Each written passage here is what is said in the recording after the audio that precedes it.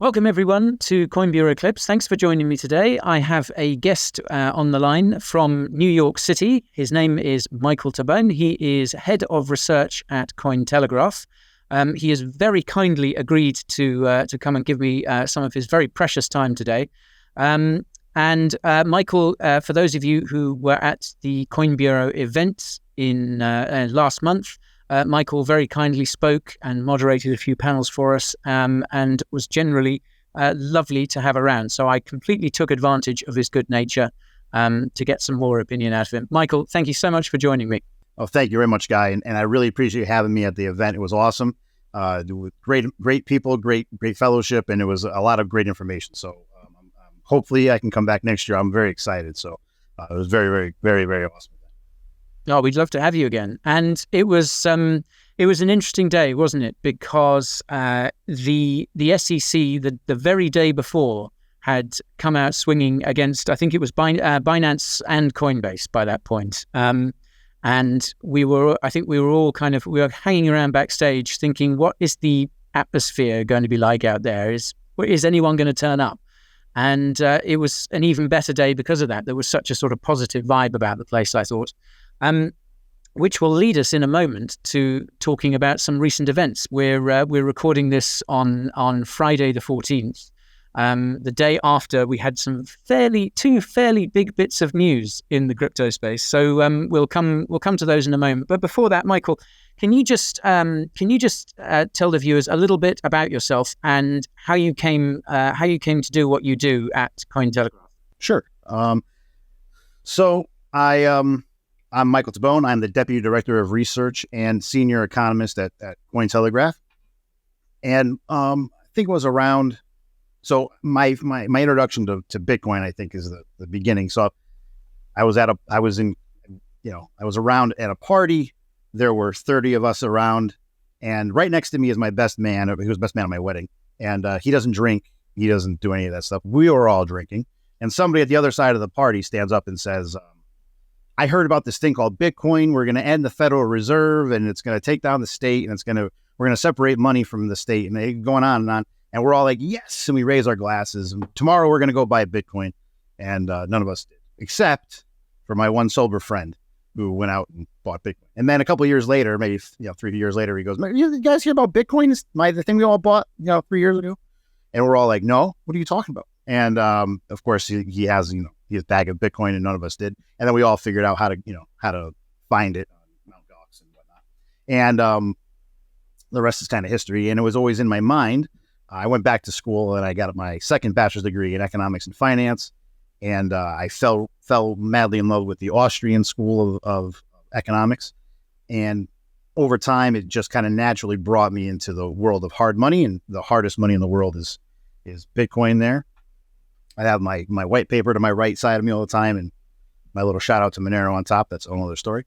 And as I really dove more into my economic studies and my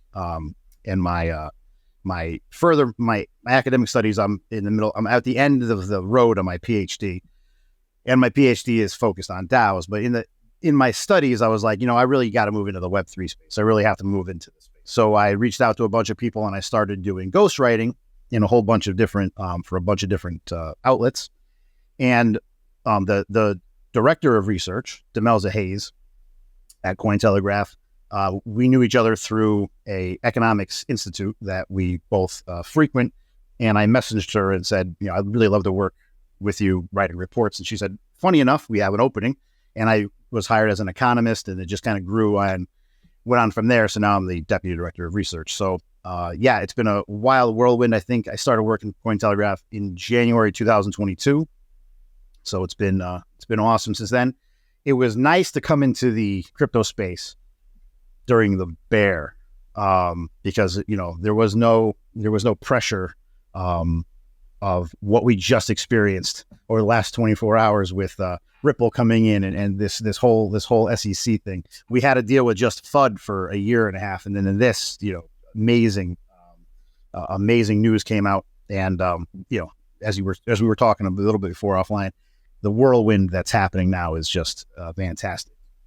And luckily, I'm also able to work with and consult with different companies in the crypto space, and they're unbelievably pumped because this regulation thing that's been sitting over everyone's head is kind of like, okay, well, if it's not a security in America, that's great, right? Well, now we can go ahead with this. We can change our plans here. Their strategies have opened up and played with. And some of those companies, actually, I sit with Jeremy Hogan, who runs Legal Briefs. I know you've talked about him before. And so Jeremy, last year, he said he's going to do one more video, and that was it. And he did his last video on Ripple, and he said, I'm never doing a video again.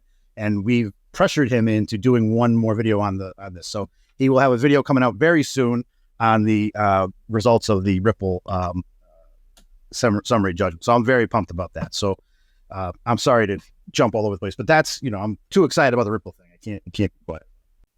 It's such great news, isn't it? And it's all the better because I think there's been a bit of a lack of good news in crypto over the last year or so. That's not to say there hasn't been any. I mean, there's been a lot of excitement around possible spot ETFs. That's bubbled up in the last month or so, hasn't it? So it hasn't all been doom and gloom, but I really think the whole industry has been in need of a kind of pickup, and it seems like this ruling by the judge in the SEC case could be that very pickup that we need. So I think, that's definitely something I think I really wanted to talk about with you because it's so current, and it does seem to have perhaps changed the game a bit as well. I guess it's kind of worth remembering as well that this case against Ripple still isn't over, is it? Because this ruling was kind of two-pronged, as in, yes, it's not a security when it's sold to retail, but yes, it is a security when it's sold to institutions, which I don't know about you, Michael. I'm not sure anyone saw that coming. No, I didn't see that coming. I thought it was going to be one way or the other. And it makes sense though, right? If you're buying it as an investment instrument, then it's a security. I see what they're saying with that. And if you're just buying it just to own it, is it really a security? Because there's no a contractual agreement. That's one of the most important things about contracts is you need to have a known set of terms. And if I'm just buying it to buy it and own it, do I have a security? Even according to the Howey test, we're going to put aside the fact that perhaps the Howey test and the idea of a security should be relooked at and perhaps revamped completely in the world of technology today and the way the world is. Perhaps security is an old-fashioned term that doesn't need to exist anymore. But that's neither here nor there. If you actually apply code as law, do you really need that in the future? And that's, it's a rabbit hole that goes fairly deep, doesn't it? But right. This is something that it seems U.S. authorities and authorities elsewhere have really battled with, isn't it? The crypto digital assets are something entirely new, and trying to apply old laws and regulations to them, it doesn't work. And in your experience of sort of watching this case unfold and watching everything else that's been going on, especially in the United States, it's obviously we can't know for sure. But do you think this could prompt maybe a bit of a change of direction at the SEC, as in a change in the way that they maybe approach the crypto industry? Absolutely, I 100% believe that. There was, and I'm blanking on her name, but she was the deputy secretary in the SEC. She was very open to. I'm sorry, I'm blanking on her name right now. But she was very open to innovation and working with the crypto industry and trying to keep innovation as in the United States, because there's a lot of people that are educated in different sectors in the United States and would love to join this industry, but feel like, oh, well, I have to move to, as you guys did, move to Dubai or move to a more friendly area.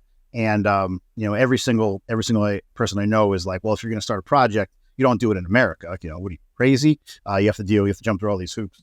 Perhaps there's a few less hoops that has to get jumped through now, or is perceived to be jumped through, and maybe that opens up the SEC in the future to say maybe the Gensler era, the Gensler direction, is the wrong direction. Maybe stifling and destroying innovation is the wrong thing to do, which I believe that. And we talked about this at the Coin Bureau live event. There are there are regulatory bodies in the United States that are trying to stifle innovation and stifle crypto industry in America. But that's not all of the regulators or all of the government. There's a lot of pro crypto people, pro Bitcoin people. At Bitcoin 2023 Miami, a bunch of people talked. So, Tulsi Gabbard and Robert F. Kennedy Jr. and there's a lot of people out there that were, very pro crypto that are politicians. So I don't think it's, perhaps it is like the SEC's decision. It's two heads fighting each other within the system. But at the end of the day, I always go back to economics. Everything's an economic thing. So would you rather have jobs fleeing and billions and trillions of dollars fleeing the United States and going elsewhere? You might not like crypto, but you hate the country you're regulating more.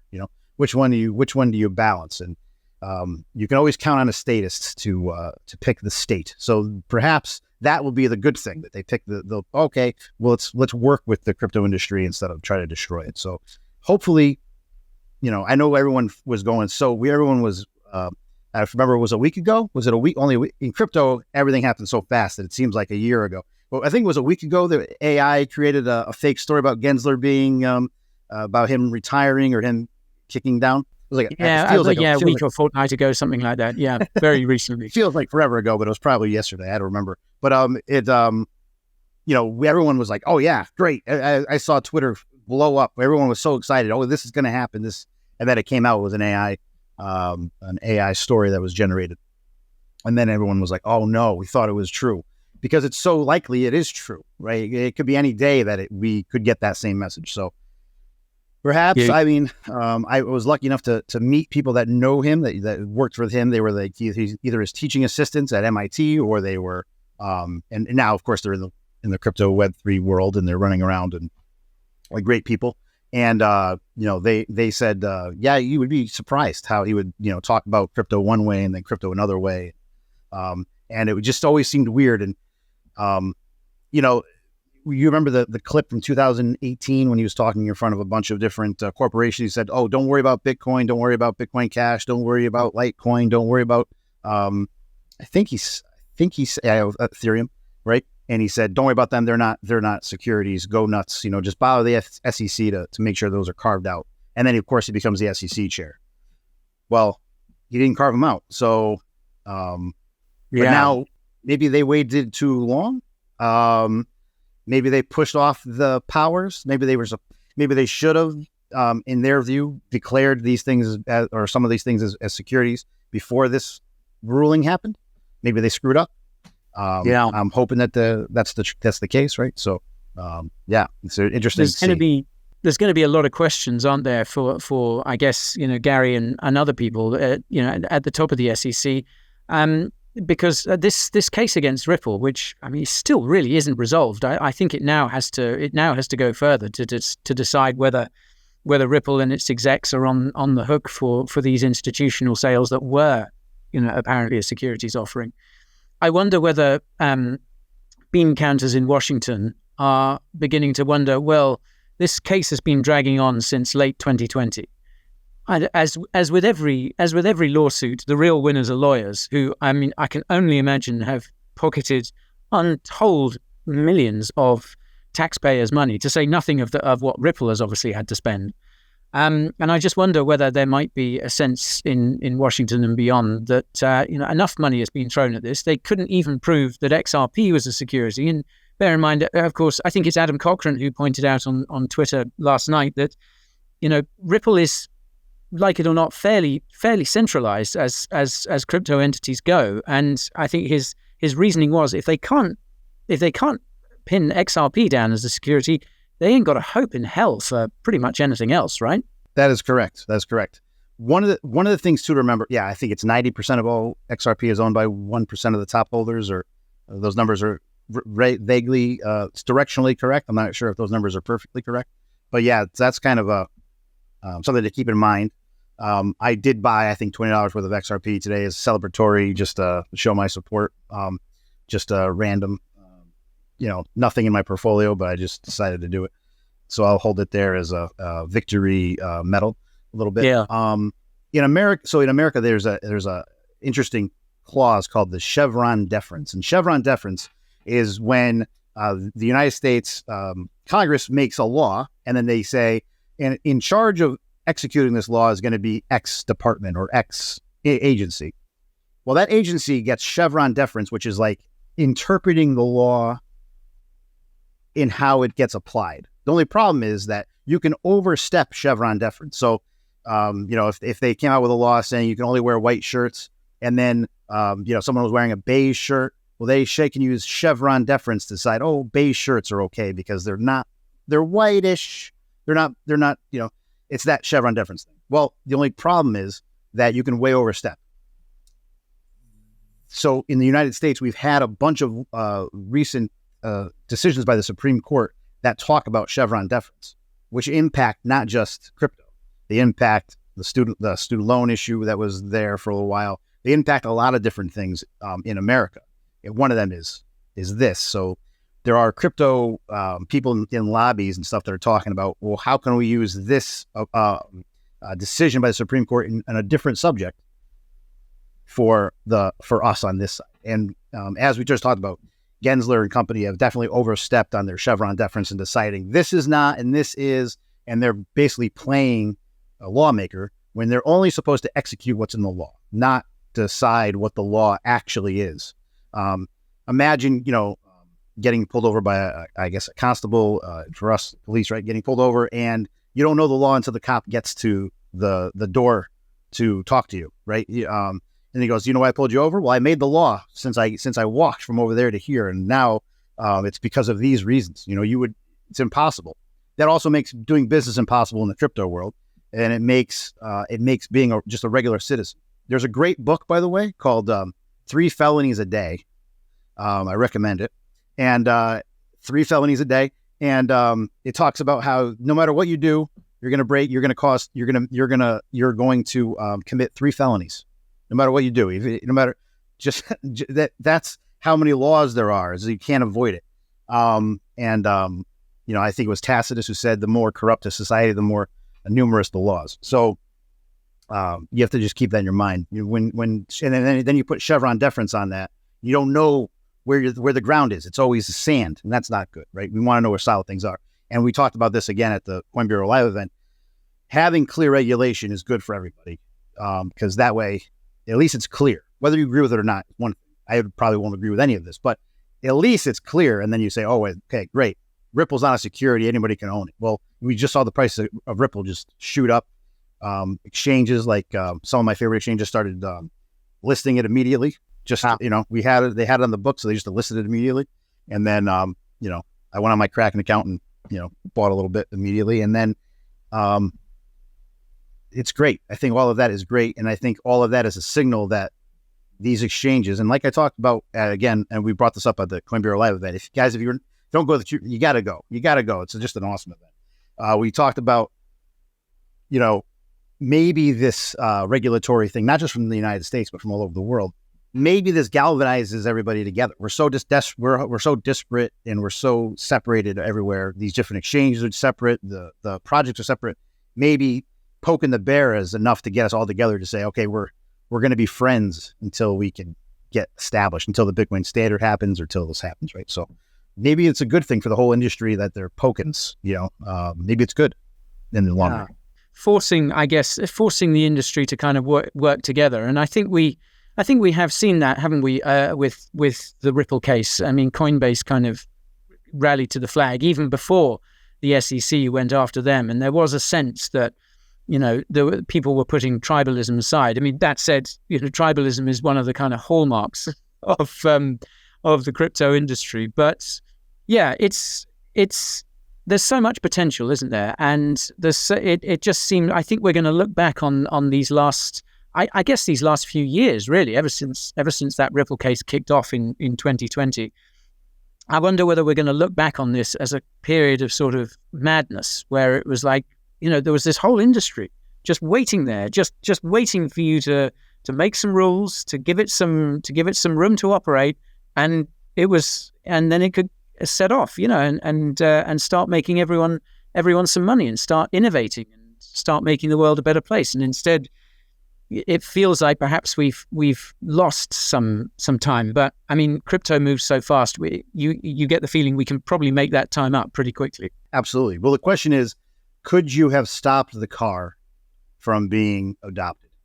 Could you have stopped the computer from being adopted? Could you have stopped the book, the press to be? Could you have stopped it? Yeah. You could slow it down, but I don't think you can ever stop this. And matter of fact, with crypto, specifically because of where its origins come from, I think the more you try to stop it, the more it just will keep popping up and existing.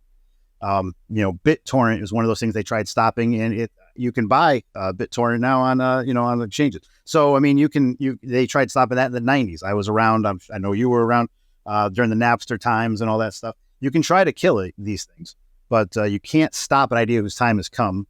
And it just so happens that Bitcoin and cryptocurrency's time just keeps coming and coming. They keep screwing up. So I mean, we just had another a bunch of banks fail at the beginning of this year. Weirdly enough, that was, the 2008 Great Recession, financial crisis. It's happening again.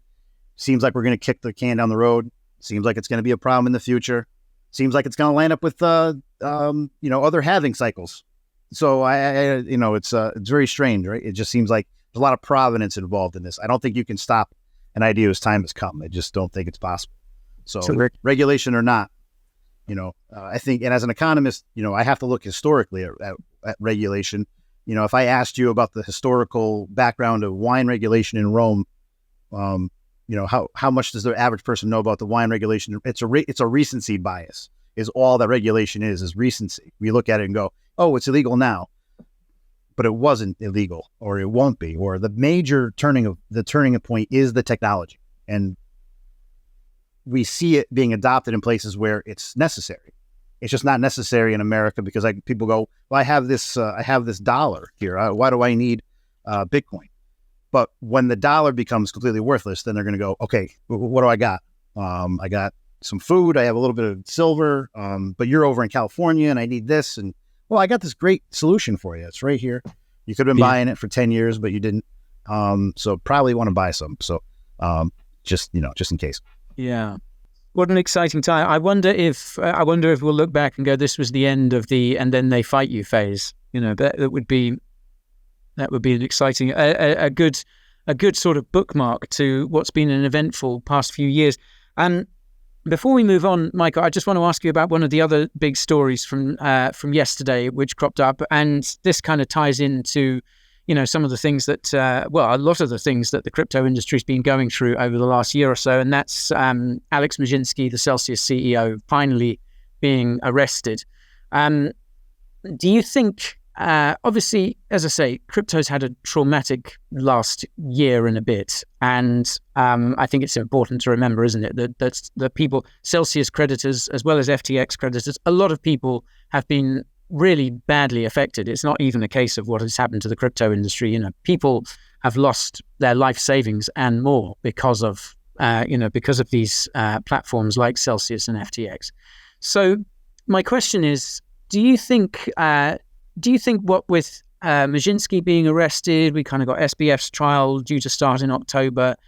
Do you think we're almost at the stage now as an industry where we've sort of put the events of the last kind of year and a bit behind us and are ready to move on? Or do you think we kind of need to see these guys sort of get a final verdict and presumably go to jail to kind of get the closure that we need? So I think that justice always has to have a loop, a closed loop. I think you always have to have that. Otherwise you feel like, what happened to that guy? What happened to that thing? Why is it's never completely healed or closed? So I think we need to see these people put the final verdict, the hammer put down on them. I don't think it's the end necessarily of this type of environment because there's still this melding of Web 2, Web 3. So we take Web 2, and I say Web 2, and I'm referencing traditional finance, TradFi, Web 2, this mindset of the past of like, okay, rehypothecation's fine. We can just sell the same thing 1,000 times over. It's not a big deal. That idea, or fractional reserve banking in the way that it is with such low reserves requirements. these things are Web 2 or TradFi. They're ideas that that were Nakamoto designed this away from that, right? The idea was to create hard money, that you wouldn't be doing that same thing that got us into trouble to begin with. But we just seem to be, as human beings, just programmed to be like, oh, well, it's with crypto, so it'll be different this time. It doesn't matter what it's with. There's this is a little bit of English history, so I might get the king wrong, but there was a king, I'll put it that way, so that way it's broad. Back in the day that had, he issued silver coins, and right, and he got a nickname for having a copper nose, because his nose was very prominent on the silver coin, and it would rub off first in people's pockets. It would rub off first, and they would look at look, this big, huge copper coin. So people have always been trying to do this and get one over on the monetary system and the financial system. We now, the people that have lived through the bear market and are the diehards, we're aware of this stuff. The only problem is we all keep talking about mass adoption and everything else, which is the next billion people to come use crypto. And I'm pretty sure that there's going to be another person out there, another company, another scam, another person that's lying or doesn't really have the reserves on hand. And that's why it's important to have implemented, and we talked about this again on Coin Bureau Live, we have to have implemented, when we have an exchange, something that's proof of reserve to make sure that these reserves actually exist. And we have to do an audit of the auditors to make sure that the auditors actually are doing a great job. We have to make sure that they are reputable auditors as well. Because the worst thing we can do is say, okay, we have proof of reserves, and then the auditor is terrible. And then we're in the same boat we were always in, which is the same problem we had during the financial crisis in 2008. We had the creditors, stamping AAA ratings on things that were not AAA rating. Subprime slipped in, and we had the big problem. We have to have that same problem. We have to demand proof of reserves from our centralized exchanges, and we have to demand that the auditors are upfront and they're audible, and they're to audit the auditors, to watch the watchers. Otherwise, we're going to fall right back into the same problem that we had here. Are people more, I'm sure that the people that have heard, not your keys, not your crypto, I'm sure they've heard it more now, and they believe it more now than they have before. But we have to get that message across. When we onboard somebody new in the future, it has to be, here's the message of Bitcoin. Oh, by the way, not your keys, not your crypto. I know I told you that, but you don't believe me. But believe me, not your keys, not your crypto. And by the way, here's a hardware wallet device, kind of help them down the road maybe a little bit. But, we have to get that message across big time. As an industry, we're not out of it yet. We're probably going to see another host of these things in the next 4 or 5 years. Yeah. You do. It's hard to think that, although there have been so many hard lessons to learn over, well, not just the past year, over the past sort of 10 years, over all of crypto's lifespan, going right back to things like Mt. Gox that you mentioned earlier. There are so many, there really have been so many of these events, and every time we sort of say never again, and then it happens again. But yeah, I guess we just have to try and insulate ourselves as much as possible. And yeah, everyone knew coming into the space, it's like, look, this is what happens. These are the mistakes we made. Don't make them yourselves. That's the most important thing. Don't make the mistakes that we made. 1,000%. And learning from, and that's why I love, your channel is one of my favorite channels. I watch it all the time. And the reason why is because we have to become students of history, not just say, okay, what is this? And a good example is the people we onboard, people that get onboarded by Cointelegraph and by Coin Bureau and by other news outlets, seem to have picked up the history of crypto from the point they entered and not the past. So when you talk to them and you say, well, this is Mt. Gox and this is the DAO and the DAO hack, and you explain all these these historical things, then they might get an understanding of why we're doing this in the beginning. I try to explain to somebody that they're a fiat go up Bitcoin person and I am a freedom go up Bitcoin person, and those are two separate people. I'm not against, I have to pay for my light, so I'm not against making money, but that's not why I buy and store and hold Bitcoin. I do it for a completely different reason.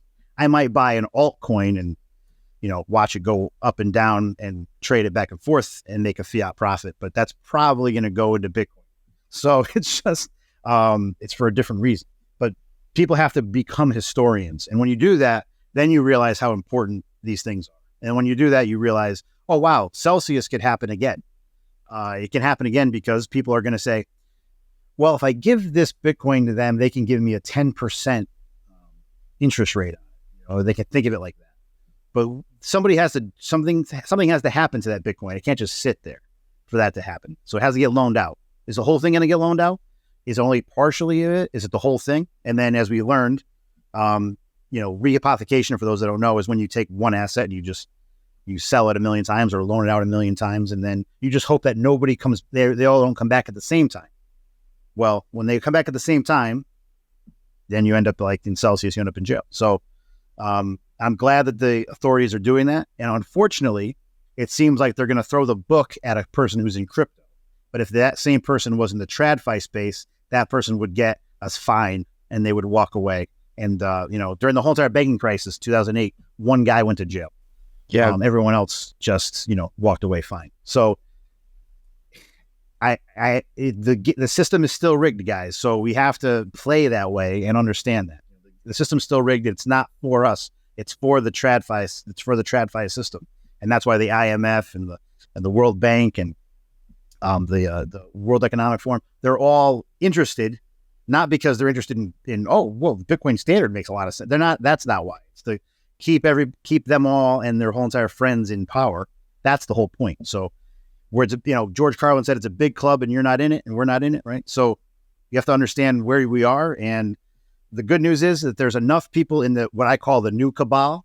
The new cabals are the Michael Saylors and the Raoul Pauls and the Tim Drapers. There's enough people in the new cabal that they're normal people. I don't want to say normal people because they're way richer than I am, but they are part of the masses, and they're saying, hey, listen, you need to buy Bitcoin. I need to buy Bitcoin. We're both human beings. And as you know, in the Web3 space, we don't care if you have a $10 billion, Vitalik Buterin puts on the shirt with the unicorn and the kitty. No one cares, right? We only care about your merits and how good of a person you are, and all this other superfluous stuff. We don't care if you live in a van or if you live in a gigantic mansion. We just care about if you're part of the Web3 philosophy, right? So that's the whole point. Yeah.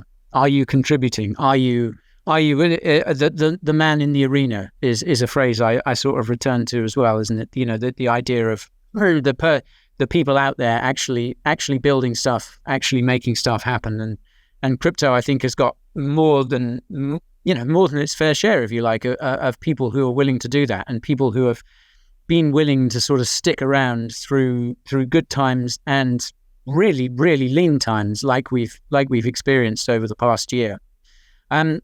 Which leads me kind of quite nicely to Cointelegraph, which, if my memory serves me correct, I think it celebrated its 10th anniversary this year. So, which makes it a genuine OG in the space. So, Michael, I wanted to ask, what do you think? Because I kind of feel that for an industry like crypto, which is still very small, really, it's actually pretty well served in terms of numbers for kind of media outlets. There seems to be a lot of people out there talking about crypto, and the quality varies wildly. But Cointelegraph has been doing sterling work for a decade now. So as someone sort of who's come to it fairly recently, but has worked on the inside of it there.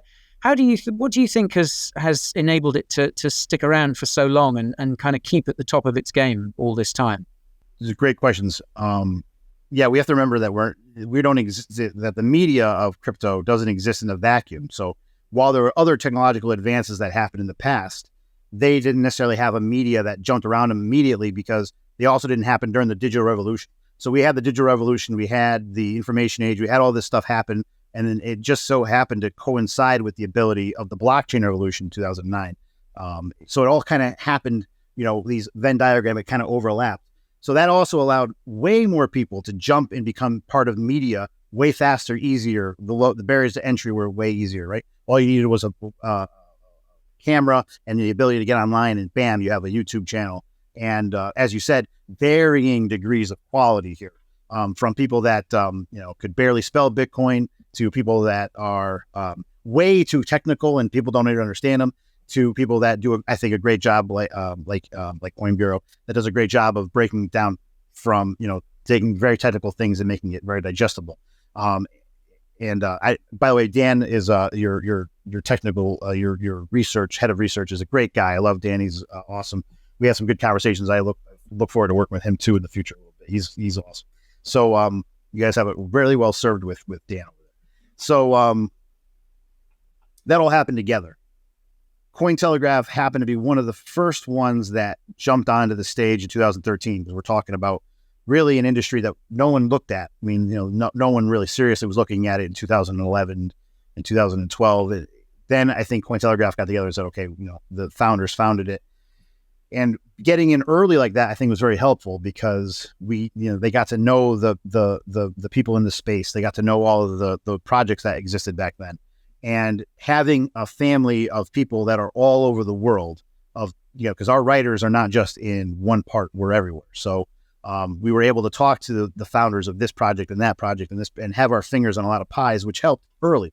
And now it's a matter of, hey, I'd like to interview Tim Draper. Okay, great. Here, email, boom. And then, we have a interview set up, a week from then, because we have a great relationship for 10 years been dealing with him. So, I mean, that kind of stuff is I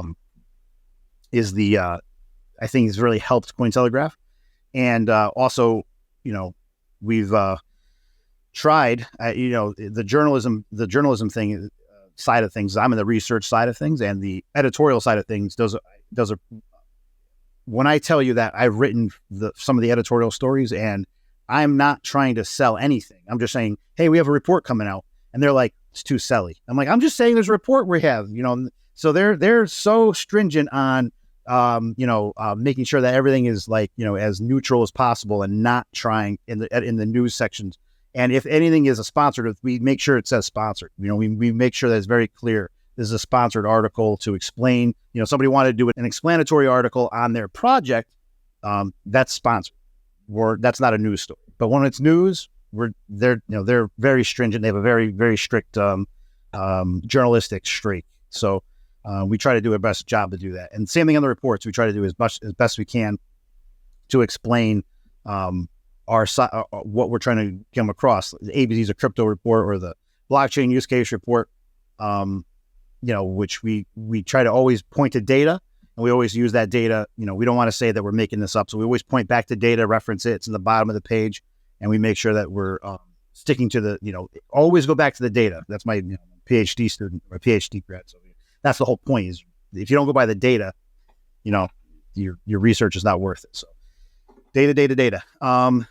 But yeah, I think that's what's helped us in Cointelegraph kind of stay around for a long time. And it's one of the, I'm very happy to work with this company. There's so much going on, and we have Markets Pro, which is very interesting, because they they do a good job of analyzing the market and giving insights into the fluctuations, and maybe a little alpha here on there on what's going on with a particular coin at a particular time or token. And the editorial side, which I know Coin Bureau has referenced a million times on the channel, and in the research part, which I love to do because I get to dive into these topics big time. And we have a couple of reports coming out. One of them is my baby that I have here. It's my Bitcoin HODL report, how to be your own bank. So that one I have it's really kind of special to my heart a little bit. So I'm going to pour myself into that one a little bit. But yeah, there's some cool reports coming out soon. And hopefully, I can work with Dan a little bit on one of them. So that way we can do a thing on that. So that'd be kind of cool. Yeah. When are you? When do you think? When do you think that Bitcoin HODL report? When can we expect that? I think early September. September we started writing. So yeah, early September. So not far away. Yeah, not far away. No. Awesome. No, started. Yep. So I'm really pumped about that one. Sorry to interrupt you folks, but I have to let you know about the Coin Bureau deals page. My team and I have been able to pull together some of the best promos and discounts in the crypto space.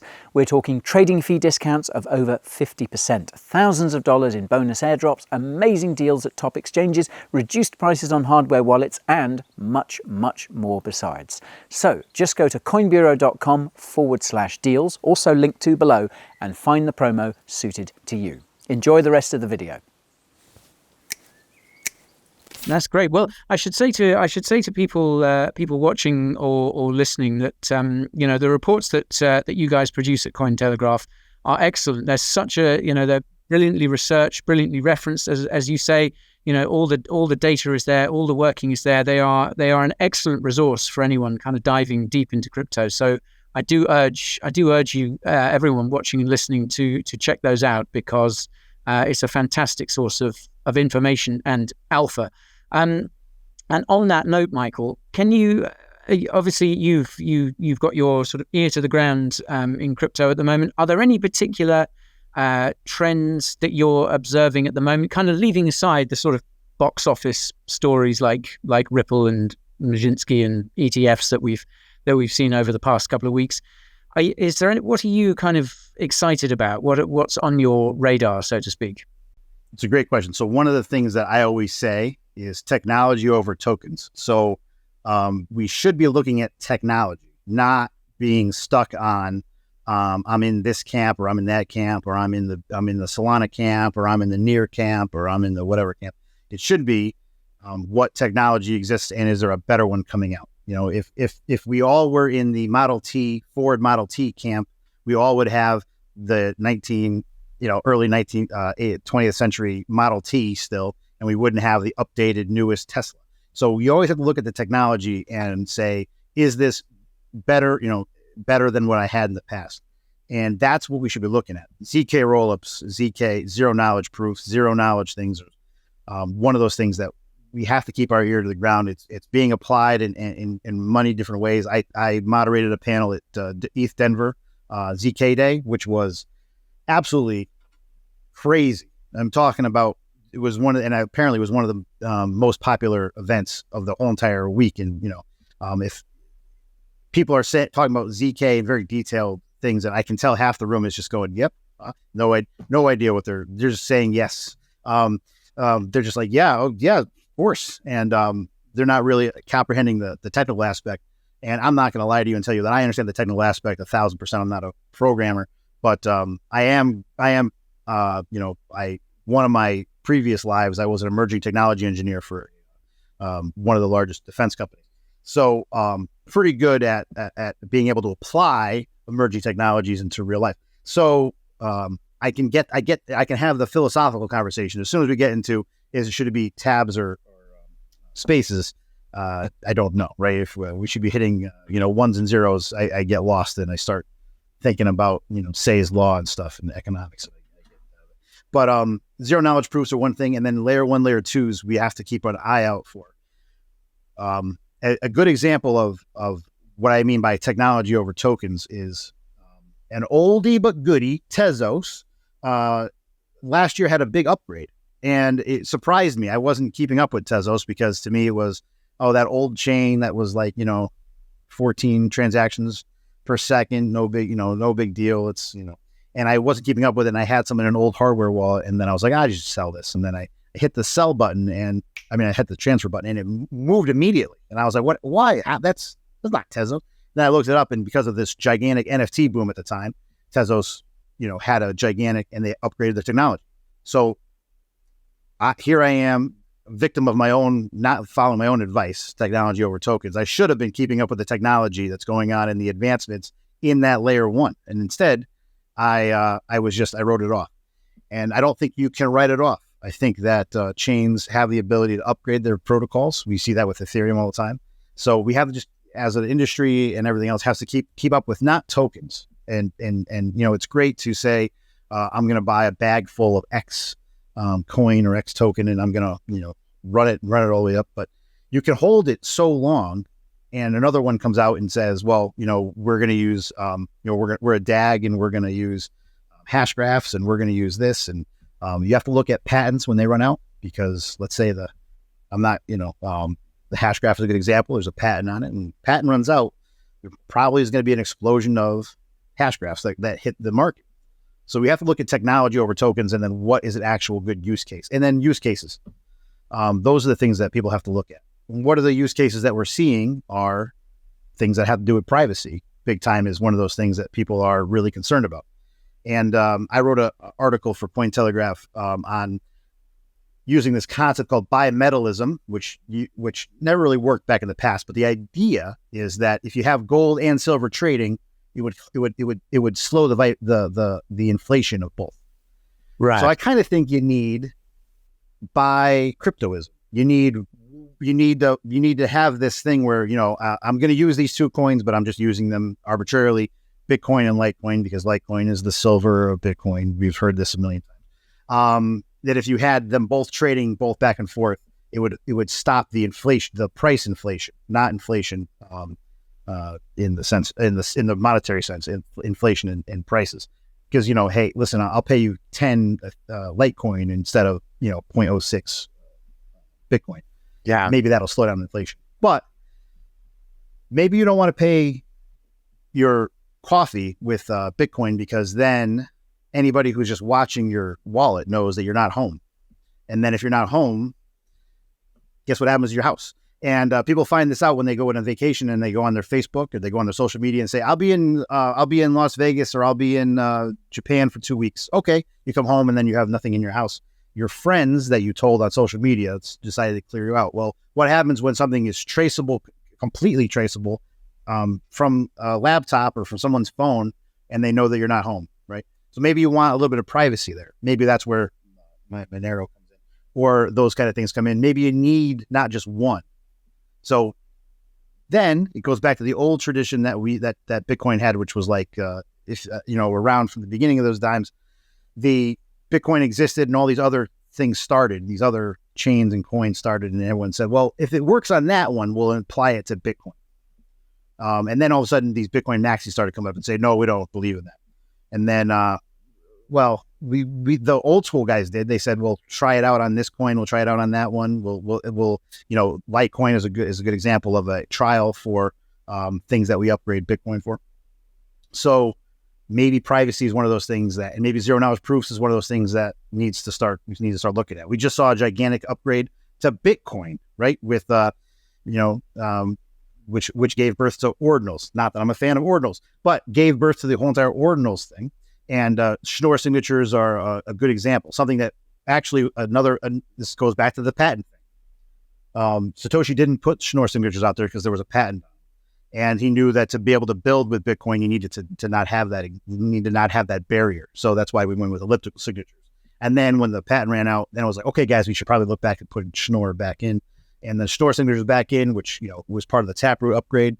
They're all part of 3 different BIPs, Bitcoin improvement proposals that went together. Yeah. And then we all just call it Taproot because Schnorr is hard to say. So the Taproot upgrade happened, and now we have ordinals. So if Bitcoin can get upgraded, we should start looking at technology and not just saying, I have this flag. I don't know if that makes any sense, but that's kind of. Yeah, there's so much innovation, isn't there? And there are so many, and there are projects out there that are putting tech out and don't necessarily lead straight out with a token. And it's not the only way to do it. I think that's really sound advice for anyone looking at this sector, whether they're new to it or whether they've been in a while. What are what's the fundamentals? What's the technology doing? Worry about the token another time. And Tezos is a fascinating example, isn't it? Because let's face it, there are these cryptos that have been around for a long time. Maybe raised a whole load of money back in the day, and just nothing ever came of it. And some of them are kind of still there. These sort of zombie coins sitting on CoinGecko and what have you. But at the same time, there are others that are there that have kind of survived the test of time, maybe haven't sort of, really gone parabolic or, had real fireworks, but are actually really good pieces of technology. And just because they haven't sort of captured the imagination doesn't mean that there hasn't been innovation there. It doesn't mean that they weren't, really good ideas, well executed ideas to start with. 1,000%. And that's why, there's two things you got to look for a long-term lasting project, and that's fundamentals and pumpamentals, and you got to have both of those two things, right? So, the classic example is Betamax versus VHS. Betamax is arguably a better technology back in the 80s, but VHS won out because of pumpamentals, not necessarily fundamentals. So you need to have both of those things. VHS happens to be fundamentally, it works as a medium of media. Probably Betamax probably works better, but just didn't have the pumpamentals, didn't have the thing to bring it across, right? And a good example of this is in every military across the world, there's mil-spec. It's a good example. There's when people go up and they present a firearm or a weapon system to a government and say, would you like to adopt this? Cost is one of those things. So someone can come out with a better technology and say, hey, this is way better. And they go, okay, great. But what's your quote and what's your quote? And they say, well, your quote's way cheaper. Well, then you get stuck with that equipment over maybe the better equipment that exists. So you need fundamentally and pumpamentals at the same time. And that's an important factor to look at. We can get stuck behind. There's one project in my mind. I don't want to say it because I respect it tremendously. That is, I think, one of the greatest techs out there. It's not a blockchain. We call it a blockchain because it's part of the blockchain industry, but it's out there in the world. But the pumpamentals and the tokenomics are just terrible. But the technology is amazing, right? So I'm waiting for someone to say, we take the technology and we take this, and then they move that goalpost differently, and I think that's an explosion, right? It just hasn't happened yet. I don't want to say out loud, but those things exist. We have to look at tokenomics, pumpamentals, fundamentals. There's a whole bunch of different little things that have to work there, including who's running the project or who's the founders of the project. Because you can have a great project that has awesome pumpamentals, awesome fundamentals, and then just terrible leadership. Yeah. And it just dies. And that happens all the time.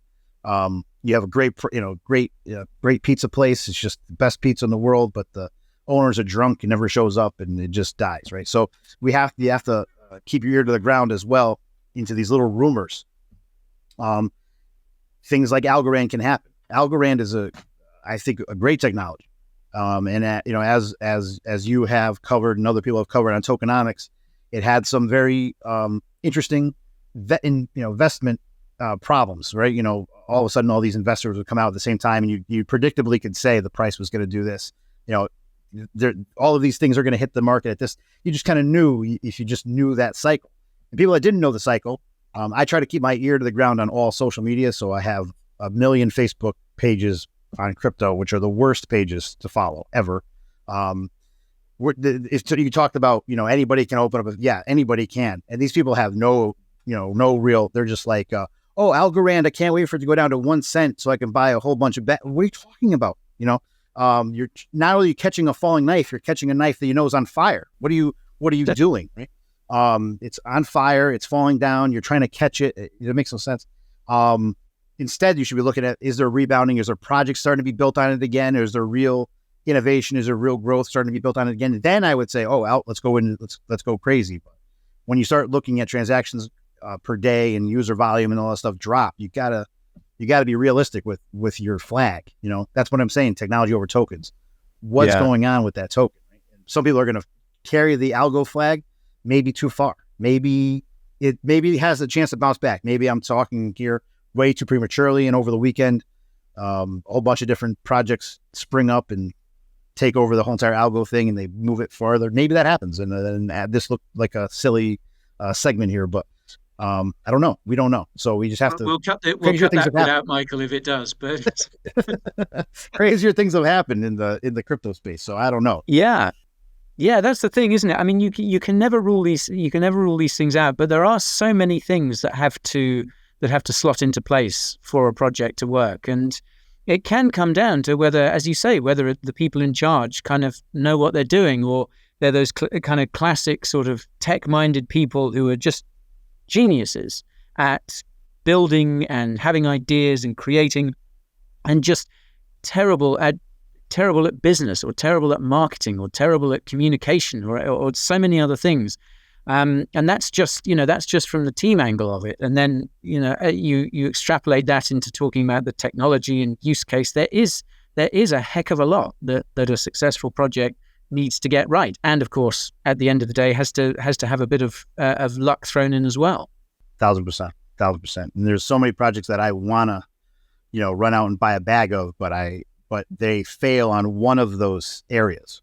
So I call myself a Bitcoin Maxi Plus. So what I mean is, I believe that Bitcoin is all that matters. And at the same time, I do not discount any of the innovation and technology that exists within all of the other chains. It's not like I don't own certain things. That's not Bitcoin. I own a couple other chains that I believe in, or I think has some value. But I'm rooting for the whole space. I'm rooting for everything. I don't want anything to fail. I want it all to succeed. Will it all succeed? Probably not. But I want it all to succeed, and I want all of the use cases that everyone comes up with in their brain to lead to a positive impact on somebody else's life. If it's going to be in the medical field, if blockchain helps out in that particular aspect, that would be great, right? If we can get to the cure for cancer through blockchain technology, that would be amazing. And that's one of the greatest parts of working in this industry is I talk to founders all day. Sometimes my calendar is just talking to people from different projects all day long. And, there's crazy ideas. I've had some people that I'm just looking at the camera, just like, I can't wait for this to be over because their idea is beyond crazy. Maybe they're geniuses, but it's beyond crazy. Like that's never going to happen. No one's going to give you $1 billion for, take over the world coin. But some of these are amazing innovations, and they're amazing applications of the space. And I love it. That's one of the greatest things. And that's why before I got into the industry full time, I would check every hour, did Bitcoin do it now, and when I got involved big time, I don't even look, my Brazilian Jiu-Jitsu coach is they're like, they call me Bitcoin Mike, and they're not Bitcoin people. So my nickname is Bitcoin Mike, and they, hey, did you see Bitcoin went down today? I come in and I'm like, I don't really, more about the price. They're like, oh, you came back today because Bitcoin's higher today. That's why you came. You weren't going to come until I go, I have no idea. You told Bitcoin went up by how much? 5%? Great. You know more about it than I do. The only reason over the last week I've been so looking at the thing is because it's the SEC thing and the BlackRock ETF is any day now, right? And then this happened, and so now I'm looking at it out of curiosity. Like, is it a minor pump? Is this going to go away? Is this just excitement? Is this just all of us celebrating? The one thing I am looking for is new, unique user wallets. That's what I want to see, right? I don't want to just see us buying it from each other. I would like to see the next billion people come into the space. Is it now? I don't know. Is it going to be predictable and it's going to be across the FOMO happens when the supply crunch happens? Is that going to be it? Is this the start of it? We talked about a little bit, again, at Point Beer Live, talked a little bit about, is it going to be DeFi summer 2023? Or is that going to happen? Is this the beginning of DeFi summer 2023? We saw a whole bunch of coins go up by double digits. Does it automatically fall down? Could, right? We've seen that happen in blockchain a million times, in the crypto space a million times. Or does it step down slowly? And then do we all get afraid? Like, oh, wow, I don't want to let Guy buy my Solana, so I'll buy it. I don't know. I don't know how I don't know. It's very interesting. And now I'm back to looking at the charts again all the time. So, it's interesting. Just there's so many ways it can play out, aren't there? There's so many variables, and it's kind of what makes it's so fascinating in so many ways. And I want to just go back. I'm conscious that I'm taking up a lot of your time, Michael, but I was really struck by what you said about you being a Bitcoin Maxi Plus.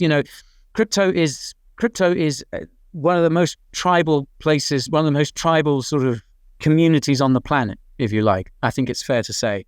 People with very, very strong opinions in all directions. And it's kind of brilliant, and it kind of sucks in a way, I think, as well, because I think it can get in the way of proper communication and innovation. So it's really refreshing to hear an attitude like yours, where it's like, yeah, look, I'm Bitcoin, but I appreciate that there are other amazing technologies out there.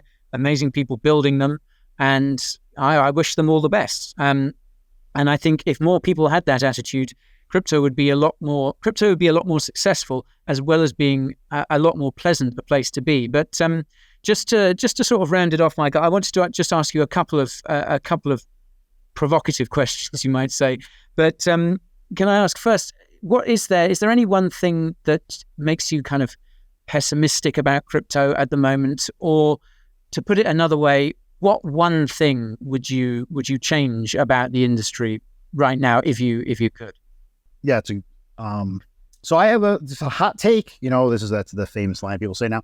The hot take that I have on this is I wish people were, we touched on it a little bit before, I wish people were more historically minded. I think people are forgetting the roots of where, the blockchain revolution, Bitcoin came from. And they're forgetting the, Timothy Mays of the world, and they're forgetting the history and the crypto anarchist manifesto and things like, Cryptonomicon and White and Wei Dai's B Money, and of course, anything by Nick Szabo and Adam Back. They're forgetting all of these things, and Satoshi's white paper, this thing, is not supposed to be an end. It's supposed to be a beginning. Yeah.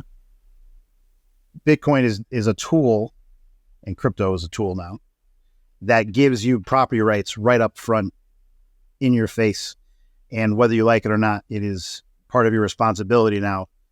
And I think people are trying to find ways that they can offload their responsibility and go back to the Web 2 space. And they want to, I don't want to be in charge of my coin, my keys. I want someone else to be in charge of it. I don't want this. I don't want that. Well, all those things are why we had Bitcoin created in the beginning, because it gives you back all of these things. It takes away the financial system, which is only set up to try to keep those people that to keep the people that are not in the big club out of the big club. That's all that they're trying to do. All that this is trying to do, Bitcoin, is trying to create a hard money system, which allows you to store and keep more of your own property over a longer period of time, and that no one can inflate, no one can screw up, no one can take away from you, no one can confiscate. Even gold back in the day, right? 1933, they came and physically confiscated people's gold. So here, Satoshi Nakamoto, whoever that is, whether it's a group of person, whether it's Hal Finney or maybe it's Nick Szabo, who knows, or maybe it's a group of people, maybe it is the NSA. But they gave you the tools to look past what the system that we existed. That system also includes regulation and all these other things which people are trying to flock to. But we should never forget that if you ever read these things, and I recommend everybody read the Crypto Manifesto and the Cryptonomicon and on these things, that the cypherpunk movement gave birth to this for a reason. And it was, this didn't happen in 2008 in a vacuum. It happened from decades and decades and decades of different attitudes and different philosophies in IT, in economics. Yes, part of that is part of the Austrian school of hard money and all that kind of stuff. And part of that also comes from the cypherpunk movement.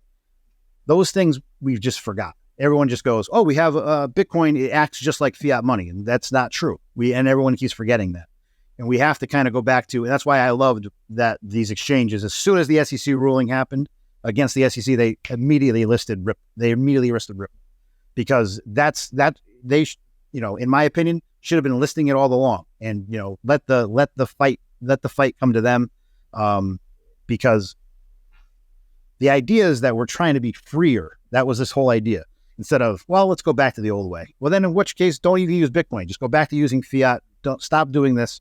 Let the people that can handle their own keys. And eventually you're going to go, well, I just have to learn how to do it. It's like saying, I want a car, but I still want the horse in front of the car. I want to have the car, but I want horses in front of the car to pull it. And I know you guys are going to be using gas, but I'm going to use the horses still. Eventually you're going to go, all right, get the horses out of here. I got to figure out where to buy gasoline. And that's kind of, I think, that's where I wish for the whole industry is to wake up and just go, regulate us all you want. I have a Tor browser. I can get online. There's ways around this. VPNs exist. There's that. There's this. And maybe everyone needs to have a little more cypherpunk in them as we move forward, because you can't stop progress. That's my major message. Very true, very wise. And yeah, sometimes it's just about doing the work, isn't it? Sometimes it's about like, look, I've lost count of the number of times people have said to me, it's like, oh yeah, I've got a hardware wallet, but I don't know, it just seems pretty complicated, or I just haven't got round to getting one. It's like, just at some point you've got to do it, because once you get past that, then it kind of opens up in front of you. And it's great, as you say, to kind of get back in touch with the values that the cypherpunks were talking about, because they saw stuff coming. They saw, when the internet was starting to become popular, they saw these problems with privacy. They saw these potential minefields that appeared, that became a problem. They saw them well in advance of everyone else, and I guess a lot of people thought they were cranks or whatever, but they turned out to be exactly right. And ignore those lessons at your peril, as you say. So, Michael, final question then. I've asked you what you'd like to change. What are you particularly optimistic about at the moment? What's kind of giving you joy in crypto? I think it's what I talked about before. It really is. There is so much being built in the bear market that I'm excited about.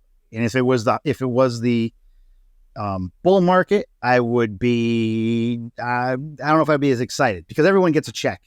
In the bull market, you go to a VC, and before you can say the name of the company, they're like, how much? They're just, they want to just give you the money, and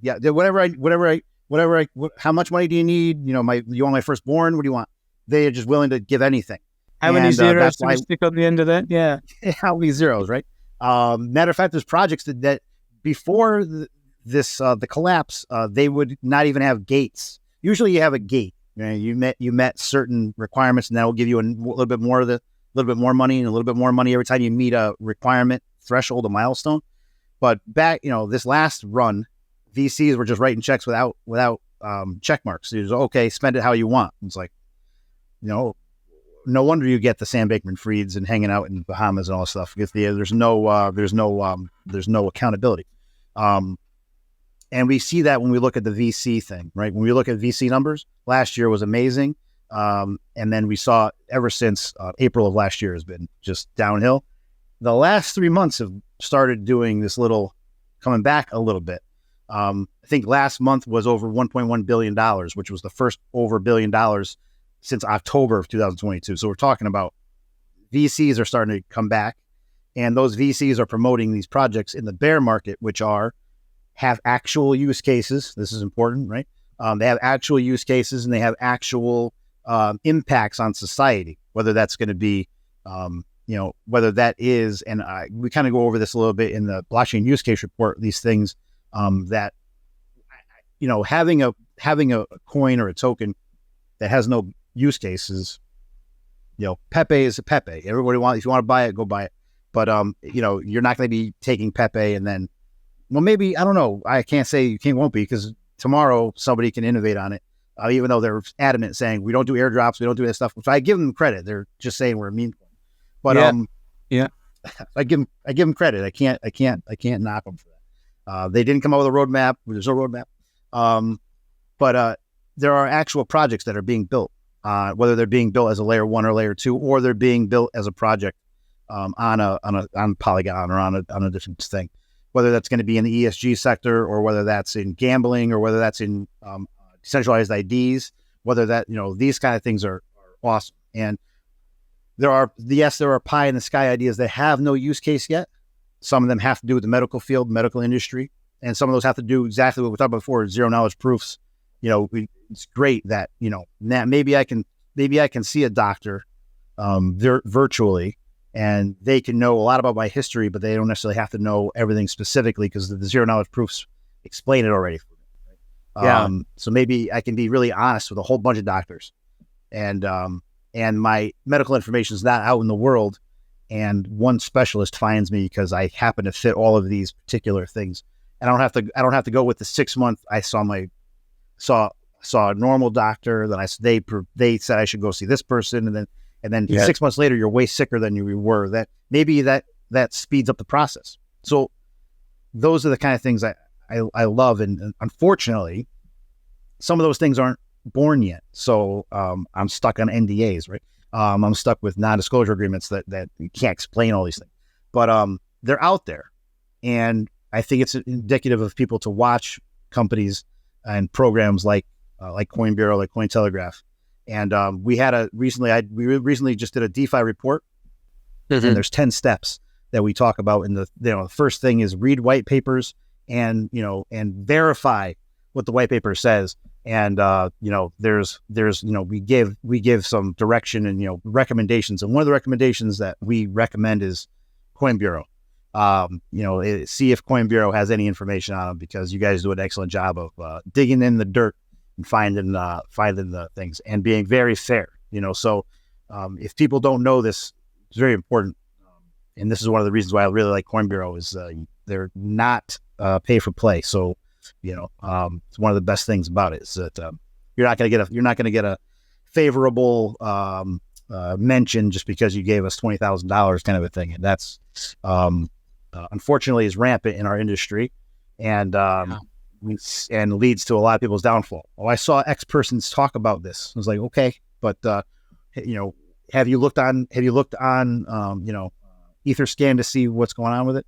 Like Etherscan, and you're like, okay, you need to back up from all of this and learn what that is first, and then so yeah. Yeah, I guess it boils down, doesn't it, Michael, to the people paying attention right now, and like we said, doing the work are the ones who will ultimately benefit, and that's what makes bear markets, for all that they can be painful, for all that they can be kind of boring at times. That's what makes them so important. It's part of the cycle. It's when the real innovation happens, when the really good projects get founded, and when the real stars of the next bull market get made. Absolutely. But I would recommend to everybody who is even slightly interested in getting involved in Web3, get involved somehow. Reach out to somebody, try to start a blog, good example is the hardware wallet you just explained. Man, this is complicated. Okay. Buy a bunch of hardware wallets and make one that's easy. Yeah. Make one that's easier. Okay, great. Thank you. That would be a great service. To simplify that would be awesome. Oh, this whole entire self-custody thing sucks. Okay, great. At Bitcoin 2023, there's people there that were having passports. So if you need to get out of the country, you could buy these passports. People that had, there was a guy there that had the Back to the Future car with Bitcoin on it. It was really cool, right? And but he was representing a company that you can do the down payment for your mortgage for your house with Bitcoin as leverage, but it never leaves your cold storage. So wow. Very cool, right? So great. If there's a problem that you see, and that's one of the things I don't like is when people that have nothing to do with this thing, they go, "Have you thought of this?" And you're like, "Yes." As a matter of fact, there are people that just do nothing all day long, but think about, yes, there's quantum computing is a problem for maybe in the future.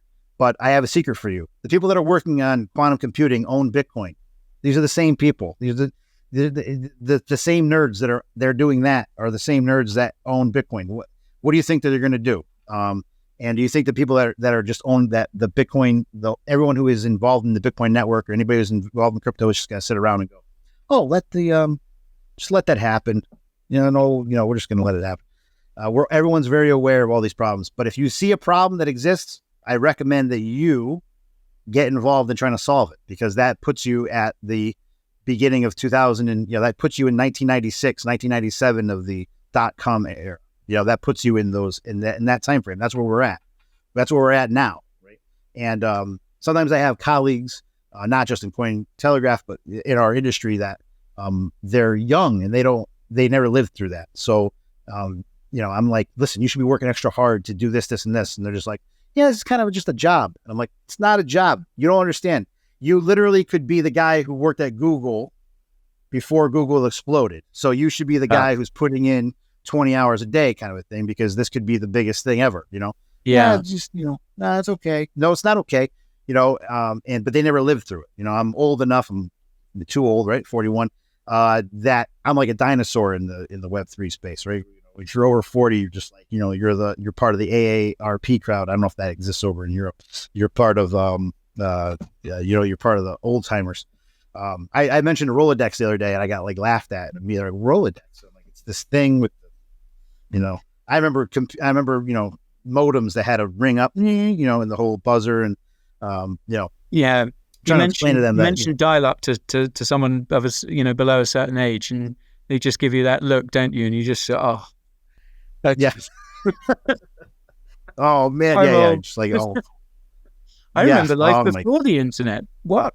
Just blows their mind. Yeah. Michael, it's so great to talk to you. It's there's so much happening in the space at the moment, and it's so great to get such a positive take on it all. Obviously, kind of helps that we've had that positive news that we talked about at the top of the interview. But it's exciting times, and it's been great to talk to you. It's been great to get your insights on everything. Where's the best place for people to follow you and find your work? So you can go to research.cointelegraph.com. You can also find us through the Cointelegraph normal page. If you go to cointelegraph.com and go to the tabs and research, you can find us through there. We have 10 reports that are big, long form reports that come out per year on different topics. This year we had ABCs of crypto on NFTs and DeFi, DeFi report that came out specifically on kind of tips to look at for, and like we talked about before a second ago, blockchain use case report. And I'm really excited about the Bitcoin HODL report. It's like a little baby in my heart, and a bunch of other reports for the rest of the year.